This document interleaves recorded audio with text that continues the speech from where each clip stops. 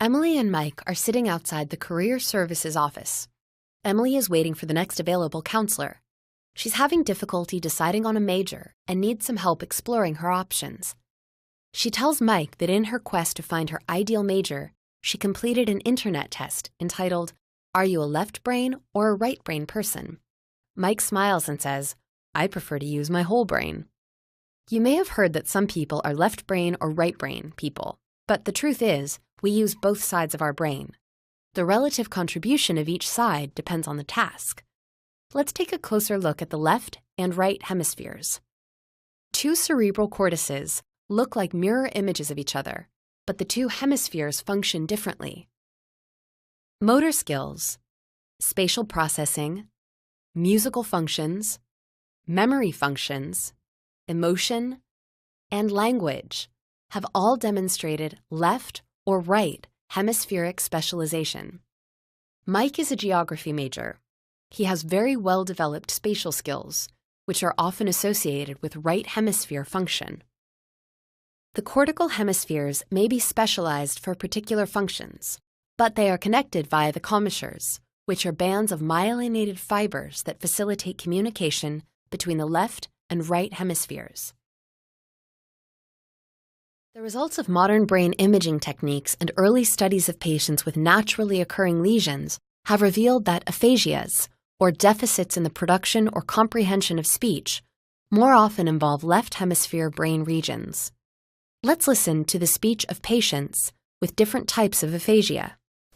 All right, I'm going to ask you to tell me some answers to these questions. What do you do with a hammer? Found.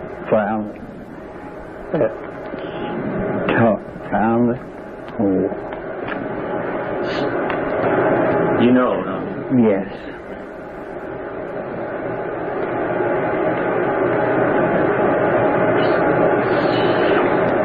Do you write with it?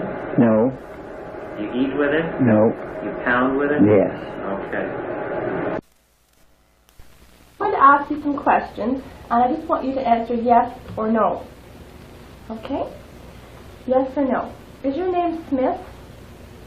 Well, what are they? What they're eating of? I mean, I don't know. Is your name Brown? Oh, Mr. Triangle, one listen, you're walking little things this, thing here, for these. Okay, just say yes or no. Okay, is your name Brown? Well, it is here, then let me see, I just don't know. No, I'm not going to eat any if I know. No. Are the lights on in this room? No, not. I just don't.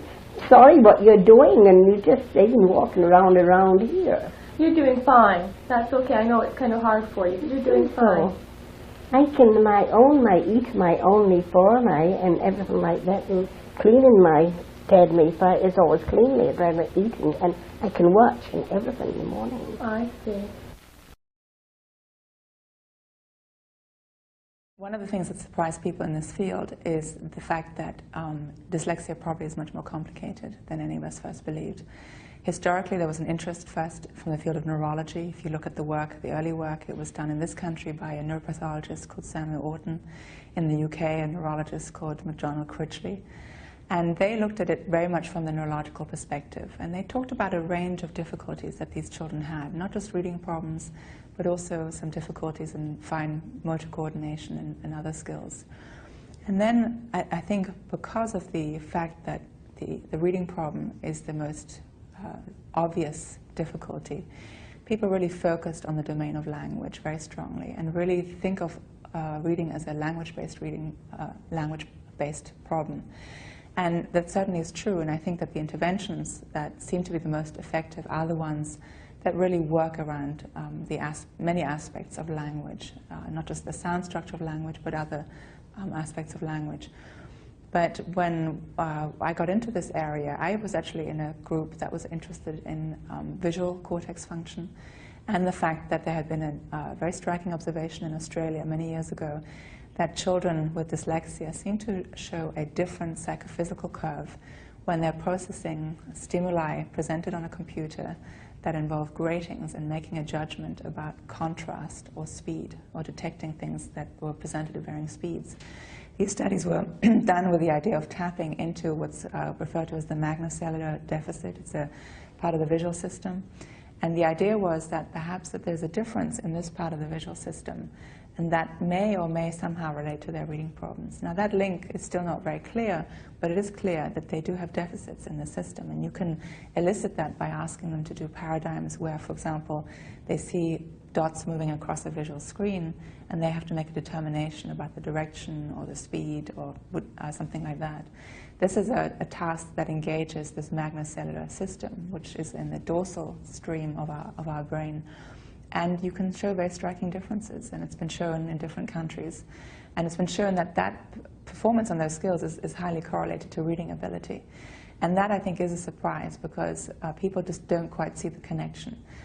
But on the other hand, perhaps it shouldn't be surprising, because if you're looking at something like dyslexia, which is a developmental condition, and these are systems that are perturbed prior to birth that result in these difficulties, it's not likely that it's going to be contained to very isolated brain areas that only affect one skill.